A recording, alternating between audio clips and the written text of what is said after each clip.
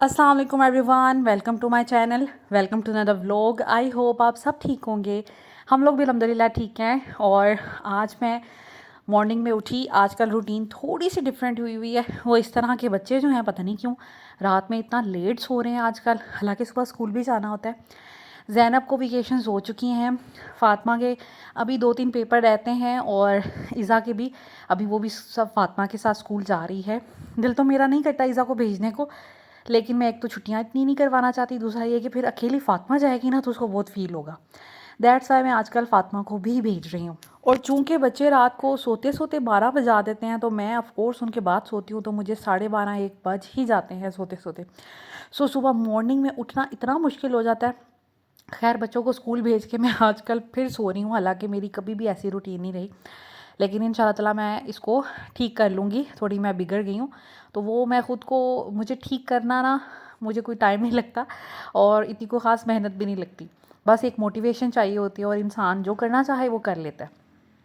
अभी नाश्ते का टाइम था। नाश्ता इस तरह के, फ़ातिमा एंड ईज़ा स्कूल गई हुई हैं, तो हम लोगों ने नाश्ता नहीं किया था अभी। बस उनके, हम लोग जैसे ही उठे हैं, मुझे तकरीबन मैं 10:30 बजे उठी हूँ, तो फिर घर में ब्रेड भी नहीं थी। मैंने सोचा कि हस्बैंड लेने जाएंगे बच्चों को स्कूल से, तो इकट्ठे फिर ब्रेड वगैरह भी ले आएंगे, तो हम एक साथ नाश्ता कर लेंगे। फ़ातिमा और ईज़ा भी कुछ ना कुछ खा लेंगी।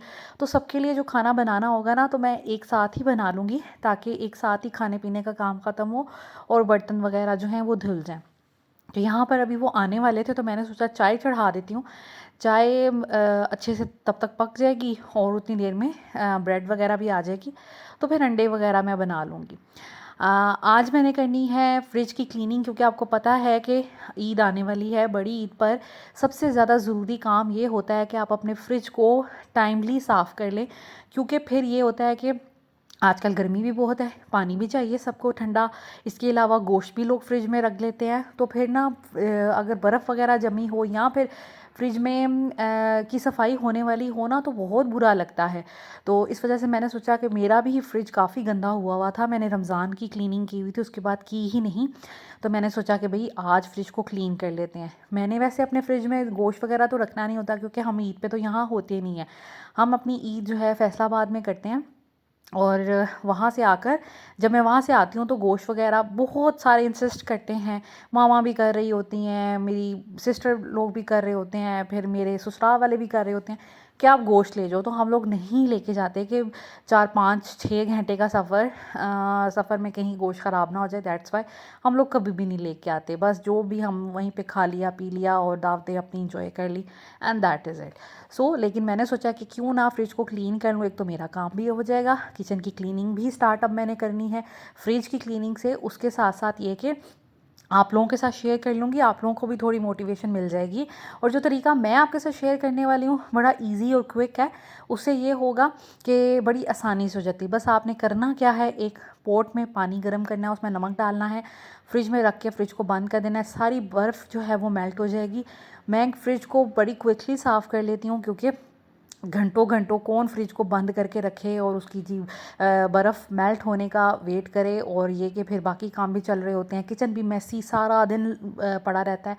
तो मैं इस तरह फ्रिज साफ़ करती हूँ। उससे ये होता है कि क्विकली साफ़ हो जाता है, और ये कि फिर बाकी दिन जो है हमारा बच जाता है। 2-2.5 घंटे लगते हैं, फ्रिज की टोटली क्लीनिंग हो जाती है। आज इसके साथ साथ मैं आपके साथ शेयर करूँगी आज का टॉपिक। आज का टॉपिक बहुत ज़्यादा इम्पोर्टेंट है। मैंने वैसे भी बहुत अर्सा हो गया था आपके साथ कोई इस तरह की डिस्कशन नहीं की थी, कोई ऐसा टॉपिक डिस्कस नहीं किया था। तो मैंने सोचा कि क्यों ना इस टॉपिक को डिस्कस किया जाए, बहुत से लोगों का फ़ायदा हो सकता है। तो स्टार्ट करते हैं अपना टॉपिक। आज का जो टॉपिक है, वो उसका टाइटल अगर कह लें तो वो ये है कि नाराज़ होना बहुत ज़रूरी है। अपने रिश्ते नातों से नाराज़ होना ज़रूरी है। अब आप लोग ये समझेंगे, सोचेंगे कि मैं ऐसी बात क्यों कर रही हूँ, नाराज़गी क्यों क्यों अच्छी बात हो सकती है। बिल्कुल आप लोग सही सोच रहे हैं, नाराज़ होना अच्छी बात नहीं है।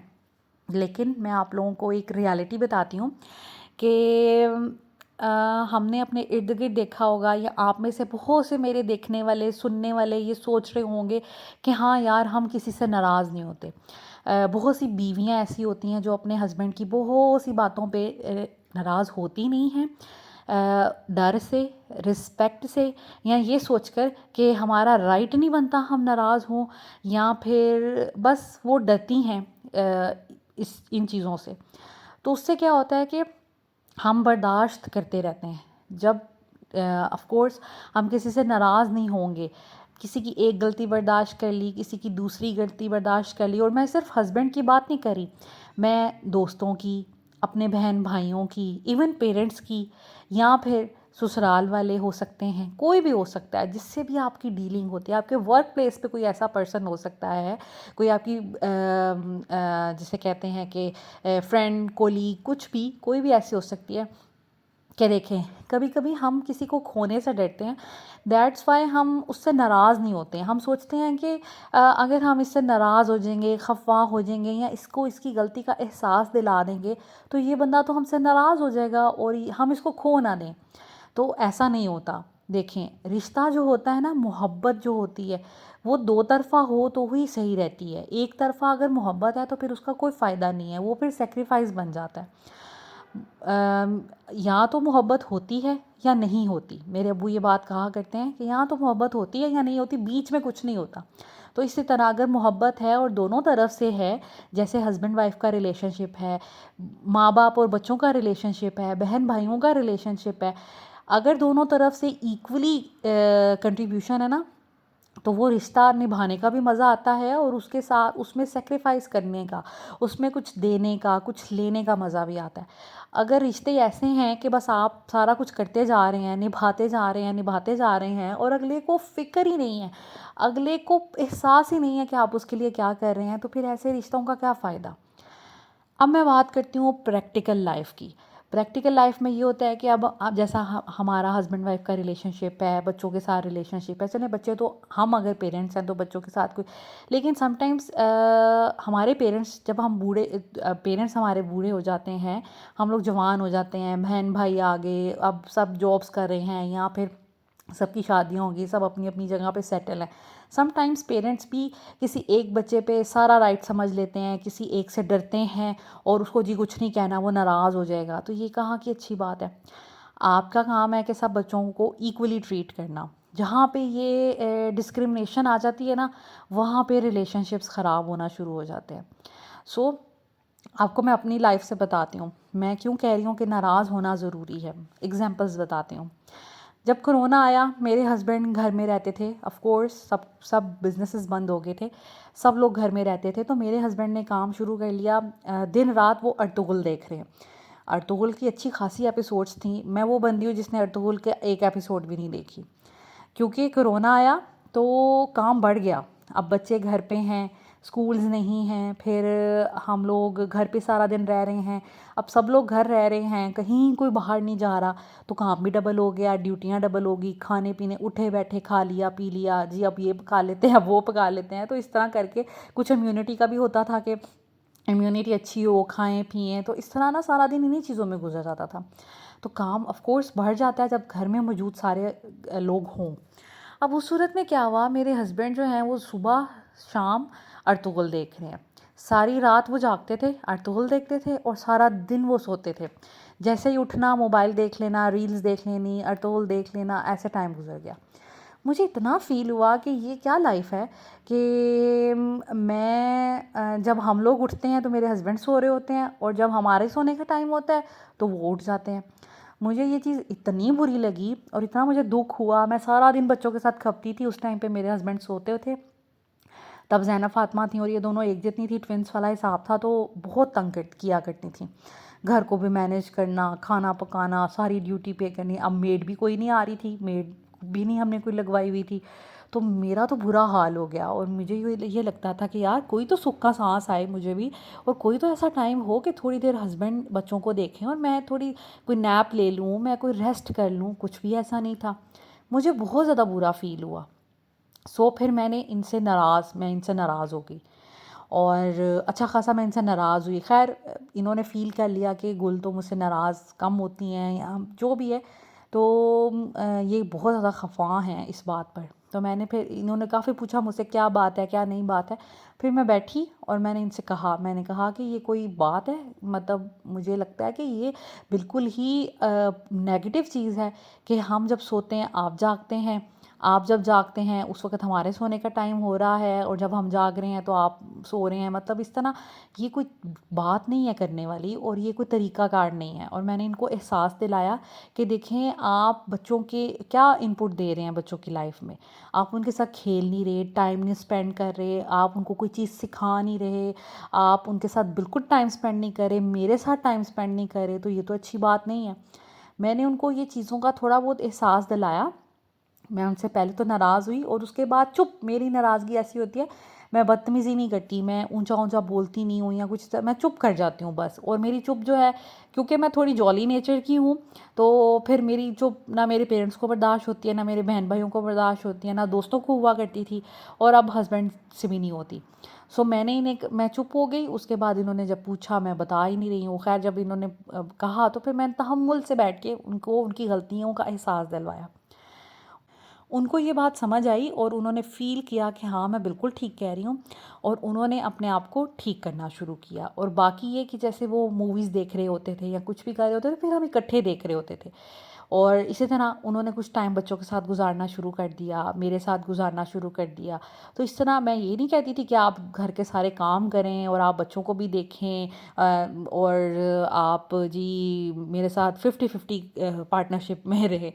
ऐसा नहीं था, काम मैं ही कर रही होती थी। लेकिन बस बात ये होती है कि आपको 2 वक़्त अच्छे गुज़ारने के लिए आपको टाइम चाहिए, आपको किसी की अटेंशन चाहिए, कोई गप-शप कुछ इस तरह। और कोरोना के टाइम पे जब सब कुछ बंद हो गया था, सारी एक्टिविटीज़ ख़त्म हो गई थी, हम तरस रहे थे कि दूसरों की शक्लें देखें। उसमें आप घर में भी जितने फ़र्द हैं, उनमें से भी एक माइनस हो जाए, जो अपनी शक्ल ही ना दिखाए, जो डिस्कशन ही ना करे, तो इंसान कितना नफ़सियाती हो जाता है, आप समझ सकते हैं। तो ख़ैर, अल्लाह का शुक्र है, वो बात करने से मसला हल हो गया। इस तरह जब हमारी नई नई शादी हुई, तो मेरे हस्बैंड ना मुझे बड़ा अप्रिशिएट किया करते थे हर बात पे। इनको मैं बड़ी पसंद थी, तो मैं तब ज़्यादा जॉली होती थी। अब तो बच्चों वगैरह में पढ़ के मैं थोड़ी सीरियस टाइप की हो गई हूँ, लेकिन तब मैं बहुत चुलबुली सी और जॉली सी होती थी। और देखने में भी मैं इनको अच्छी लगती थी। तब मेरा वज़न भी ज़रा कम था, तो मैं बड़ा हैप्पी हैप्पी रहती थी। तो इन्होंने ना ये मुझे बहुत पसंद किया करते थे मेरे हस्बैंड। तो जैसे ही निकाह हुआ, हमारा आना जाना हो गया, ये आते रहते थे हमारे घर, और इस तरह। तो जैसे जैसे थोड़ा थोड़ा वक्त गुजरता गया ना, इन्होंने मेरी किसी भी बात का माइंड नहीं करते थे। एक बात, दो बात, तीन बातें, मैंने देखा कि ये तो किसी बात का माइंड ही नहीं करते, ये मुझे पसंद ही इतना करते हैं को मुझे ऐसा लगता था कि मुझे 7 खून भी माफ़ है। मैंने ये एक टाइम पे आके सोचना शुरू कर दिया कि हाँ भाई ठीक है, मुझे 7 खून भी माफ़ है। लेकिन नहीं, ऐसा नहीं होता। आप कभी भी किसी पॉइंट पर गलती करते हैं जो माफ़ी के काबिल नहीं हो, या फिर जो एक्सेप्टेबल ना हो ना, तो वो बुरी लगती है हर किसी को। वो अगला चाहे कहे या ना कहे, लेकिन वो बुरी लगती है। तो मैंने कभी कभी मजाक में अपने हस्बैंड को कोई ऐसी बात कह दी कि वो हर्ट हो गए। कुछ ऐसी मैंने कोई ऐसा एक्ट कर दिया कि उनको नागज़ीर लगा, लेकिन उन्होंने कहा नहीं। ऐसे जमा होता होता होता होता काफ़ी चीज़ें जमा होगी, और एक ऐसा टाइम आ गया कि इनके दिल में थी बातें, लेकिन इन्होंने मुझे कही नहीं। लेकिन इनके दिल में वो नफ़रत पैदा होती गई, बनती गई, बनती गई, और वो काफ़ी चीज़ें जमा हो गई। तो एक दफ़ा इन्होंने मुझे, फिर जब बिल्कुल इनकी हद हो गई ना, कि अब एक बात, दूसरी बात, तीसरी बात, फिर एक पॉइंट पर आके इन्होंने ना बड़े आराम से मुझे बिठाया, और उन्होंने मुझे कहा कि मुझे आपकी ये बात अच्छी नहीं लगी थी, फ़लाने वक्त आपने ये बात की थी, ये अच्छी नहीं थी, आपने ये एक्ट किया, ये चीज़ अच्छी नहीं मुझे लगी। ऐसे कर करके इन्होंने ना मुझे काफ़ी एक लिस्ट, समझ लें, मेरे हाथ में थमा दी। तो मैं बड़ा हैरान हुई कि यार, मैं तो सोचती थी कि नवाज़ को तो मेरी बात कोई बुरी नहीं लगती, तो मैंने तो फ़ील ही नहीं कभी किया। और मुझे ये एहसास हुआ कि यार, मैं कितनी हद से बढ़ गई हूँ, कि मैंने देखा कि इनको कोई बात बुरी नहीं लगती, तो अच्छा मैंने ये भी गलती की, वो भी गलती की। जो मेरे अनइंटेंशनली जो मैंने चीज़ें की थी, मुझे उन चीज़ की रियलाइजेशन हुई, इन्होंने करवाई, और बड़े आराम से। और मुझे लगा कि यार, ये तो वाकई, ये तो बातें मैं ना बर्दाश्त करूँ, कोई मेरे साथ करे, तो मैंने कैसे कर ली। तो इनकी नाराज़गी से ये हुआ। और फिर जब मैंने पूछा कि आप क्यों नाराज़ हैं, क्या मसला है, चलें मेरे साथ शेयर करें, और मैंने तहम्मुल से सारी बातें सुनी। मैंने कोई माइंड नहीं किया। और उसके बाद मैंने इनसे सॉरी की और मैंने इन्हें कहा कि मैं आइंदा कभी भी आप मेरे मुंह से ऐसी बातें नहीं सुनेंगे या ये दोबारा गलती नहीं होगी। और वो दिन गया और आज का दिन गया, मैंने उन चीज़ों को कभी दोहराया नहीं और वो गलती कभी रिपीट नहीं की। तो अगर वो मुझसे नाराज़ ना होते तो कभी मुझे फ़ील ही नहीं होता कि भाई मैं, और नाराज़ ना होने की वजह से क्या होता है कि आप हद से बढ़ना शुरू हो जाते हैं। अगले के सब्र का फिर पैमाना जिसे कहते हैं वो हद उसकी हो जाती है और फिर वो एक लावा की तरह फूटता है। तो इन चीज़ों से गुरेज करें। आप ख़ुद भी, अब गलतियाँ कैसी हो सकती हैं रिलेशनशिप्स में, एक गलती ये मतलब गलतियाँ इस तरह की हो सकती हैं, आप किसी की पसंद नापसंद का ख्याल ना रखें, आप किसी का मजाक उड़ाएं, मजाक मजाक में लाइट मोड में बातें चल रही हैं वो सीरियस नोट पे चली जाए, मजाक उड़ाते उड़ाते आप किसी को कुछ ज़्यादा ही हर्ट कर दें, फिर आप गैदरिंग में किसी की इंसल्ट अपने पार्टनर की कर दें, ठीक है, ये हो सकता है। इसके अलावा ये हो सकता है कि आप उसको वैल्यू ही ना करें, उसकी ये समझें कि आप जो कर रहे हैं वो बहुत मतलब आउट ऑफ दिस वर्ल्ड बात है और अगला जो कर रहा है वो तो मतलब आम सी बात है। तो ऐसा भी हो सकता है कि हम लोग समटाइम्स कैजुअल होते होते ये समझना शुरू कर देते हैं कि हाँ अगला जो कर रहा है वो उसका बनता है, हम जो कर रहे हैं ना ये आउट ऑफ दिस वर्ल्ड है। तो ऐसा नहीं होता। कोई भी अपने हिस्से का अगर काम कर रहा है, अपनी जिम्मेदारियां पूरी कर रहा है तो वो सारा आंखों पे है। तो इस तरह की छोटी छोटी चीज़ें होती हैं जो रिलेशनशिप्स को ना ख़राब करती हैं या स्ट्रॉन्ग कर देती हैं। अगर जैसे नाराज़ होना ज़रूरी है ना, वैसे एप्रिसिएशन भी बहुत ज़्यादा ज़रूरी है, चाहे वो कोई खामद हो, वो कोई बीवी हो, या फिर वो माँ हो या बच्चा हो या वो बहन भाई हो। एप्रिसिएशन हर किसी को चाहिए होती है, कोई कहे या ना कहे, कोई चाहे या ना चाहे, लेकिन हर इंसान डीप इन द हार्ट मतलब उसके कहीं ना कहीं दिल के निचले कोने में ये होता है, यार मैं जो काम कर रहा हूँ ना इस पर मुझे थोड़ी सी अप्रिसिएशन तो मिलनी चाहिए। हम हर काम ये सोच के करते हैं और अगर ना मिले तो फिर हमें फ़ील होता है कि यार मेरी एप्रिसिएशन तो बनती थी, इस बंदे ने तो उसका रिगार्ड ही नहीं किया। तो फिर भी हम वो बातें कहते नहीं हैं कि हाँ यार मेरी एप्रिसिएशन बनती थी, आपने मुझे नहीं कहा, मुझे इस चीज़ का दुख है। हम लोग क्या करते हैं, हमारी सोसाइटी का कल्चर ये है कि हमारे दिल में जो बात होती है ना, हमें वो कहने की आज़ादी नहीं दी जाती या होती ही नहीं है। तो ये बात जो है ना, ये मैंने अपने घर में इंट्रोड्यूस कराई थी जब मेरी शादी नहीं हुई थी। हम बहन भाई आपस में, हम दो मतलब बहनें थी, भाई तो बहुत छोटे थे तो उनके साथ तो अंडरस्टैंडिंग ऐसे थी नहीं। अम्मी थी, मैं और मेरी बहन थी। तो मैंने ये चीज़ कहा कि भाई आइंदा हम लोगों ने किसी से नफ़रत नहीं करनी, गुस्सा गिला दिल में नहीं रखना, जो बात है चुप करके बैठेंगे और कहेंगे भाई आपने ये बात की मुझे अच्छी नहीं लगी, आइंदा इस बात को रिपीट नहीं करना या वट कुछ किसी भी तरीके से। तो वाकई मेरी अम्मी के साथ मेरा ऐसा बॉन्ड है, मैं उनको कई बातों पे डांट लेती हूँ कि मम्मा आपको ऐसे नहीं करना चाहिए था वैसे, और वो यकीन करें कि वो बड़ी होते हुए कि मुझसे सॉरी कर लेती हैं कि हाँ आप ठीक कह रही हैं, आपने मुझे ठीक समझाया। ज़रूरी नहीं है पेरेंट्स हर बात पे ठीक हों, क्योंकि पेरेंट्स भी तो इंसान होते हैं ना, वो भी गलती कर सकते हैं। तो बात ये है कि हम एज अ बच्चा, हमारा काम है कि पेरेंट्स को समझाना कि भाई आपने इस मौके पे ये गलत बात की है, आप इसको अवॉइड करें, नेक्स्ट टाइम आप ऐसा ना करें, ठीक है। वो ज़रूरी नहीं है आपसे रिलेटेड हो, किसी से भी रिलेटेड हो। आपकी अम्मी अगर भाभी के साथ कुछ बुरा कर रही हैं या किसी दूसरे शख्स के साथ या अपनी सास के साथ या किसी के साथ भी कुछ गलत कर रही हैं, एज अ इंसान आपका राइट बनता है कि आप अपनी अम्मी को दुरुस्त रास्ते पर चलाएं।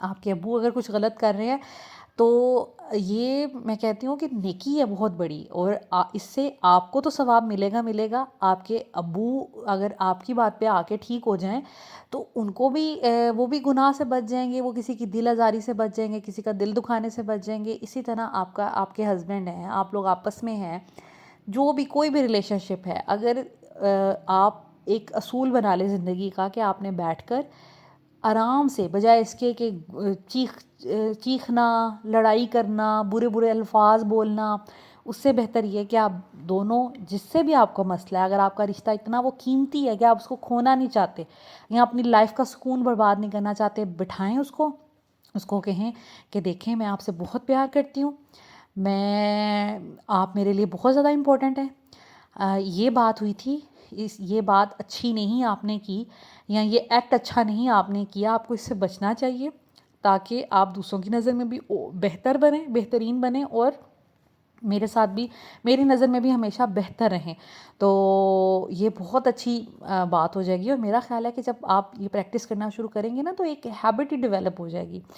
जैसे एक दफ़ा मेरे हस्बैंड ने मुझे ये बात कही कि गुल, अगर आप ऐसा करेंगी ना तो आप मुझे फिर ज़्यादा पसंद नहीं रहेंगी।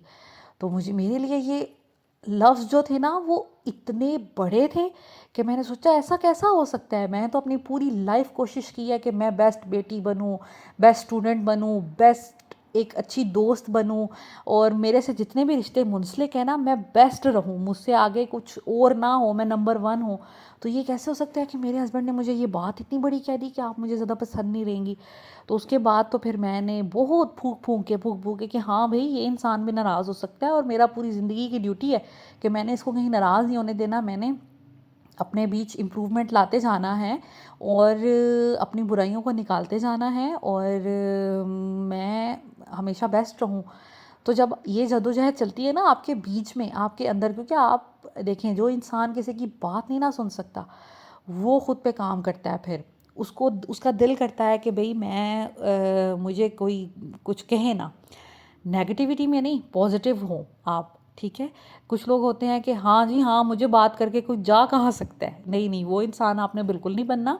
आपने ये इंसान बनना है कि हाँ यार, मैंने अपने बीच में कोई ऐसी कमी डालनी नहीं है, कोई ऐसी बुराई डालनी नहीं है कि कोई मुझे आके पॉइंट आउट कर सके कि भाई तुम में ये बुराई है। बल्कि आपकी बैक पे भी आप इतने अच्छे हो जाएं, आप इतने परफेक्ट हो जाएं कि आपकी बैक पे भी कोई लोग कहें कि भाई यार, उसमें कोई बुराई नहीं है। तो इस तरह की प्रैक्टिस करने से, जब आप, आपका कंपटीशन जब आपसे ही होता है ना, खुद से, तो इंसान पॉजिटिव रहता है और वो बड़ी तरक्की हासिल करता है। बजाय इसके कि हम दूसरों से एक नेगेटिव कंपटीशन में चले जाएं, जेलसी फील करें, दूसरे को गिराने की कोशिश करें, दूसरे को हराने की कोशिश करें। आप अपने नफ्स से लड़ाई लड़ें, आप खुद से लड़ाई लड़ें, और आप खुद जीतें उसमें, आपका नफ्स जीते, आप जीतें, जीत आखिर में आपकी है। सो ये बहुत इम्पोर्टेंट टॉपिक है। मैंने सोचा कि है तो एक छोटी सी बात, लेकिन ये बहुत से लोगों को छू सकती है, और बहुत से लोगों को चेंज कर सकती है, उनकी लाइफ चेंज कर सकती है।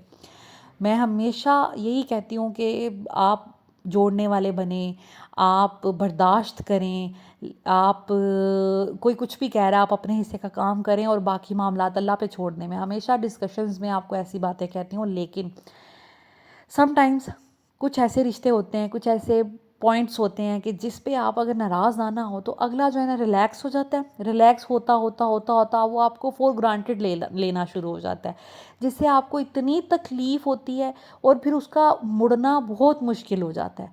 सो कभी भी किसी को ना तो फॉर ग्रांटेड लें, और ना अपने आप को किसी को फॉर ग्रांटेड लेने दें, क्योंकि रिश्ते जो होते हैं ना, कुछ लोग कुछ दो की बुनियाद पे होते हैं। एहसास आप किसी का करेंगे ना, तो उसका भी दिल करेगा आपका एहसास करने को। अगर आप किसी रिश्ते में अपनी इनपुट ही ना डालें, आप सेल्फिश हो जाएं, तो फिर कोई भी इंसान हो, माँ बाप हो, बहन भाई हो, खावन बीवी हो, वो एक पॉइंट पे आके सोचेगा कि यार अच्छा, इससे मुझे क्या लेना देना है, इस पे तो किसी चीज़ का असर ही नहीं होता, तो फिर मुझे क्या ज़रूरत है इसके साथ अपना सर खपाने की। सो रिश्तों को खूबसूरत बनाएं, और कोशिश करें कि प्यार मोहब्बत बाकी रहे। जितने भी लम्हात साथ गुजारें, अच्छे गुजारें, खुश अखलाक़ी से गुजारें, और बजाय इसके कि हर वक्त लड़ाई झगड़ा, गिले शिकवे, ताने, इन चीज़ों को अवॉइड करें, और ताने देने से अवॉइड करें। हम लेडीज़ जो है ना, समटाइम्स मुझे भी आदत थी, मैं भी अपने हस्बैंड को कोई ना कोई ताना दे देती थी। तो लेकिन वक्त के साथ साथ मैंने ख़ुद को बहुत चेंज किया, मैंने ख़ुद पे बहुत काम किया, आप सोच नहीं सकते।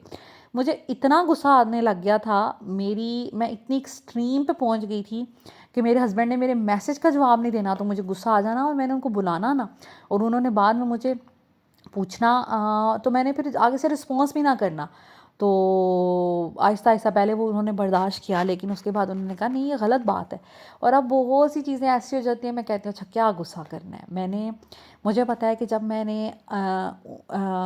मैं इतने एक्सट्रीम लेवल पे पहुंच गई थी गुस्सा करने में, तो मेरे हस्बैंड ने फिर जब मुझे बावर करवाया कि भाई ये आप क्या बन गई हैं, आप खुद तो सोचिए, आप देखें तो सही खुद को। तो मैंने जब खुद को देखा कि वाकई यार, ये इन्होंने मुझे क्या बात कह दी है, मैं इतना हर्ट हुई। और उसके बाद मुझे जब गुस्सा आना, मेरे हस्बैंड ने कोई भी गलती करनी या कुछ भी, तो मैंने कहना नहीं, मैंने नहीं कुछ कहना।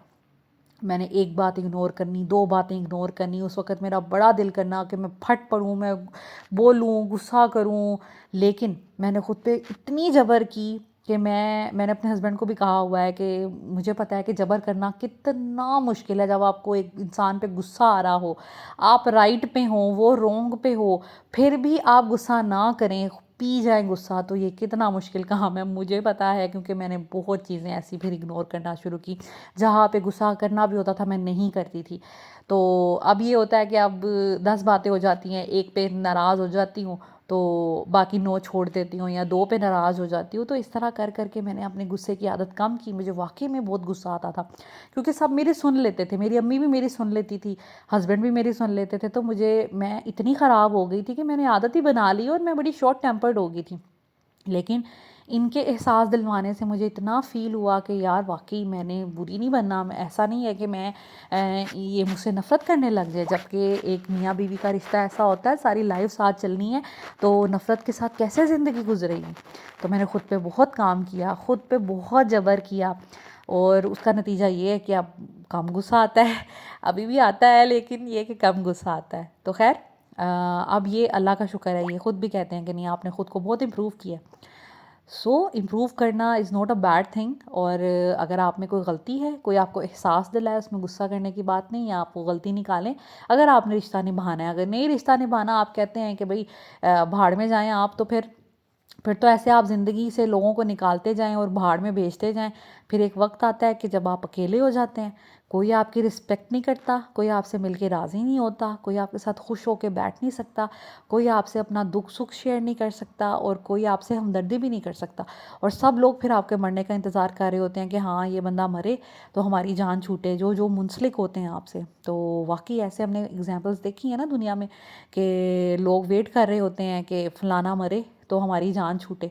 तो उससे बेहतर ये है कि आप ज़िंदगी के कुछ असूल सीखें और अपने में नरमी पैदा करें अपना। क्योंकि देखें ना कि अल्लाह ताला इतने नरम है हमारे साथ, हम इतनी गलतियां करते हैं और हमें माफ़ करते रहते हैं। तो हम तो कुछ भी नहीं है, हम तो उसके बनाए हुए इंसान हैं। तो हमें किस चीज़ का राइट है कि हम इतने गरूर और तकब्बुर और गुस्सा और इस तरह की हरकतें करें। बाकी ये कि ख़ुद को इम्प्रूव कर लेने से फ़ायदा आपका ही होता है। सो this is it about the topic.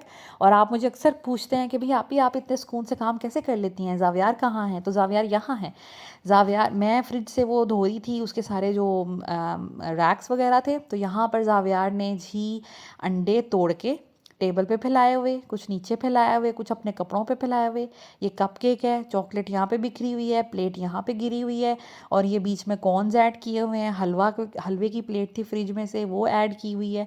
तो अच्छा खासा उसने कोई रेसिपी तैयार की थी, तो मैंने सोचा आपको दिखा दूँ। ऐसा ही होता है, जब मैं कोई एक काम संवार रही होती हूँ ना, पीछे मेरा दूसरा काम उलट पुलट हो रहा होता है, और उसके बाद मैंने उसको समेटना होता है। और मैंने कुछ भी नहीं कहा ज़ावियार को, मुझ में अब इतना पेशेंस आ गया। यही ज़ैनब होती ना, उसके मुँह पे कस के मैंने थप्पड़ मारना था। और यहाँ पे ये देखें, मैं रैक्स धो रही थी, नज़र मेरी थोड़ी देर के लिए बस उधर गई है, तो इसने काम ख़राब कर लिया। खैर, फ्रिज हमारा साफ़ हो गया है, वो भी अब मैं साफ़ कर लूँगी। अब इनके बाबा को मैंने फिर फ़ौरन आवाज़ दी, मैंने कहा अब यहाँ पे तो मैं गन डाल के बैठी हुई हूँ, आप ऐसा करेंगे, इसको फ़ौरन कपड़े वॉशरूम में ले जाएँ, इसके कपड़े उतार के बस इसको शावर दिलवा दें, तो वो फिर इसको रेडी कर देंगे। तो ये कि मैं फिर उतनी देर में फटाफट मैंने फिर सोचा कि सारी चीज़ें समेटूँ यहाँ से। फ्रिज मैंने ऑन कर दी थी। धोने का तरीका आपने देखा होगा, मैंने विनेगर सोडे से ही इसको सारा साफ़ किया है। गर्म पानी में नमक डाल के फ्रिज बंद कर दिया था मैंने, सारी चीज़ें निकाल के। तो वो जो उसकी स्टीम बनती है ना, उससे बर्फ़ सारी पिघल जाती है विद इन 10 to 15 मिनट्स, और उसके बाद वही पानी में ऊपर डालती गई और बर्फ़ सारी पिघल गई। ठीक है, तो उससे फिर मैंने उसके बाद फिर सोडा, विनेगर और लेमन मैक्स से मैंने सारी फ्रिज साफ़ की, और साफ़ कपड़े से। और फ्रिज के ऊपर बहुत गंद था, वो भी साफ़ किया। फ्रिज उतरवा के हुसैन भाई के साथ भी मैंने पीछे से सारा साफ़ किया। फ्रिज का जो पीछे एक क्या वो होता है, बॉल सा होता है, बास्केट सी या बकेट कह लें, उसमें पानी जो जमा होता है वो भी बहुत गंदा हुआ हुआ था, तो खैर वो रखा है। बाकी चीज़ें सारी मैंने सेट करके रख दी हैं, ऊपर फ्रोज़न आइटम्स रख दी हैं। ये इमली, आलू बुखारा, मिर्चें मैं यहाँ पर रखती हूँ क्योंकि इसको कीड़ा शीरा लग जाता है, इसलिए मैं फ्रिज में ही रखती हूँ। तो अल्लाह का शुक्र है फ्रिज मेरी साफ़ हो गई। अभी हमने ईद के लिए फैसलाबाद भी जाना है, तो मुझे था कि मैं फ्रिज साफ़ करके जाऊँ, वापस जब आएंगे तो शायद आयशा आप ही लोग आए हों इधर, मतलब हमारे घर रहने के लिए आएँ, तो फ्रिज नीट एंड क्लीन होनी चाहिए। तो मैंने सोचा था कि इसको साफ़ कर लूँ ताकि मेरा ये जो काम है ना ये डन हो जाए। ऊपर से भी सारी चीज़ें मैंने साफ़ की हैं, कैमरा, फिर ये जो स्टेबलाइज़र होता है, ये ऊपर से सारा नीट एंड क्लीन हो गया है। बाहर से भी इसकी बॉडी सारी मैंने साफ़ की है, जो डिटर्जेंट ये जो होता है बर्तन धोने वाला डिश वॉशिंग सोप टाइप, उससे और गीले कपड़े के साथ। उसके बाद काफ़ी टाइम हो गया था, मैं खाना आज नहीं बना पाई थी, तो हस्बैंड ने बाज़ार से ये हुसैन भाई को बेच के बिरयानी मंगवा ली थी। ये अब हम खाएंगे। रात में देखूंगी क्या डिनर बनाना है, और बच्चों के लिए ये वॉन्टॉन थे तो ये मंगवा लिए थे। यहाँ पर एक है जमज़म बिरयानी वाले, उनके पास ये वॉन्टोन और ऐसी चीज़ें मिलती हैं। So this is it. I hope आज की वीडियो आपको अच्छी लगी होगी। Thank you so much, take care.